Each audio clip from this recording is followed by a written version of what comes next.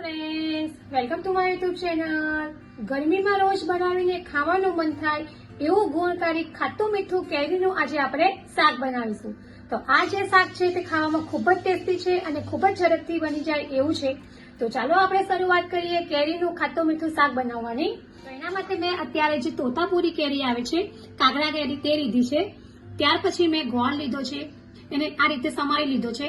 ત્યાર પછી મેં લાલ કાશ્મીરી મરચું લીધું છે અને અથાણાનો જે સંભાર મસાલો આવે છે તે લીધો છે। તમે કોઈ પણ અથાણાનો કોઈ પણ મસાલો લઈ શકો છો, ગરિયા અથાણાનો, તીખા અથાણાનો કોઈ પણ મસાલો લઈ શકો છો। તો ચાલો આપણે શરૂઆત કરીએ કેરીનું શાક બનાવવાની। તો સૌ પ્રથમ આપણે આ જે કેરી છે એને આ રીતે છાલ કાઢી લઈશું। તો આ રીતે મેં કેરીની છાલ કાઢી લીધી છે। ત્યાર પછી હવે આપણે કેરીને આ રીતે કટ કરી લઈશું।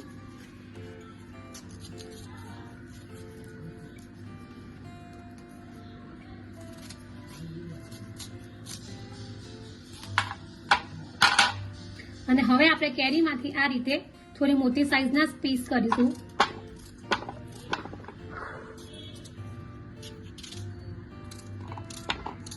તો આ રીતે મેં કેરીમાંથી થોડી મોટી સાઈઝના પીસ કરી લીધા છે। ત્યાર પછી હવે આપણે ગેસ ઉપર વઘાર કરીશું। તો અહીંયા વઘાર માટે મેં ગેસ ઉપર કઢાઈ લીધી છે। ત્યાર પછી મેં એમાં 2 થી 3 ચમચી ઓઇલ લીધું છે। ત્યાર પછી હવે આપણે તેમાં 1 ચમચી જીરું એડ કરીશું।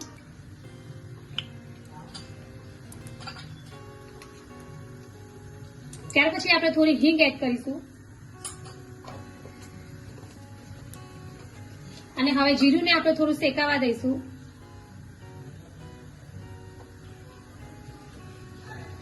જીરું છે તે શેકાઈ ગયું છે। ત્યાર પછી હવે આપણે હળદર એડ કરીશું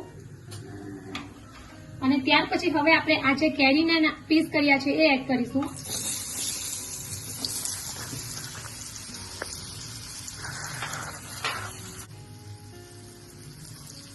અને હવે આપણે આ બધી વસ્તુને એકદમ સરસ રીતે મિક્સ કરી દઈશું।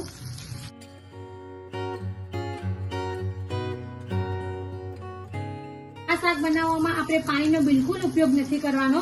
તો જ્યારે તમારે ગરમીની સિઝનમાં બહાર જવું હોય ત્યારે તમે આ શાકને સાથે લઈ જઈ શકો છો અને આ શાક જે છે તેને તમે થેપલા સાથે, પૂરી સાથે, કંઈ પણ સાથે ખાઈ શકો છો। હવે આપણે મીઠું એડ કરીશું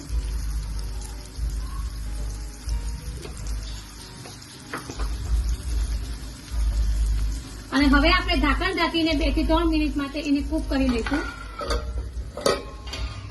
તો તમે જોઈ શકો છો કે લગભગ 2 મિનિટ થઈ ગઈ છે અને કેરી જે છે તે એકદમ સરસ સોફ્ટ થઈ ગઈ છે। તો કેરીને ચડતા વાર નથી લાગતી। તો હવે આપણે આ સમયે એમાં ગોળ એડ કરીશું।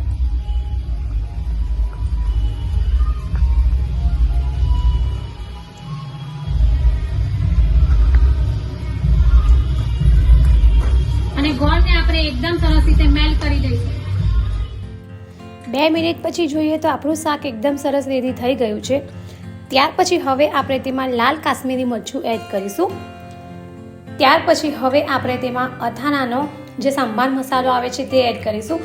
તમે કોઈ પણ અથાણાનો મસાલો એડ કરી શકો છો, ગરિયા અથાણાનો પણ એડ કરી શકો છો અને તીખા અથાણાનો પણ એડ કરી શકો છો। અને આ બધી વસ્તુને આપણે એકદમ સરસ રીતે મિક્સ કરી દઈશું। તો તમે જોઈ શકો છો કે આપણું જે કેરીનું શાક છે તે રેડી થઈ ગયું છે। હવે આપણે તેને સર્વિંગ પ્લેટમાં સર્વ કરીશું। તો રેડી છે આપણું ઉનાળામાં ખાવાની મજા પડે તેવું ખાટું મીઠું કેરીનું શાક। તમે આ શાકને બનાવીને અઠવાડિયા સુધી રૂમ ટેમ્પરેચર પર પણ રાખી શકો છો, એ એવું ને એવું જ રહે છે। અને જો ઉનાળામાં તમે કશે બહાર પ્રવાસે જાઓ છો તો તમે આ શાકને લઈ જઈ શકો છો અને સાથે થેપલા કે પૂરીની સાથે તમે એને ખાઈ શકો છો। તો ફ્રેન્ડ્સ, ઉનાળામાં કેરી ખૂબ જ મળતી હોય છે। તો તમે જો આ રીતે કેરીનું શાક ક્યારેય ટ્રાય ન કર્યું હોય તો એકવાર જરૂરથી ટ્રાય કરજો અને કમેન્ટ બોક્સમાં જણાવજો કે તમને મારી આ કેરીના શાકની રેસીપી કેવી લાગી છે। જો તમને મારી આ કેરીના શાકની રેસીપી પસંદ આવી હોય તો મારી ચેનલને લાઈક અને શેર જરૂરથી કરજો અને આવી જ બીજી નવી નવી રેસીપીઓ જાણવા માટે મારી ચેનલને સબસ્ક્રાઇબ કરવાનો ભૂલતા નહીં। તો ફરી પાછા આવા જ નવા વિડીયો સાથે મળીશું। ત્યાં સુધી બાય બાય।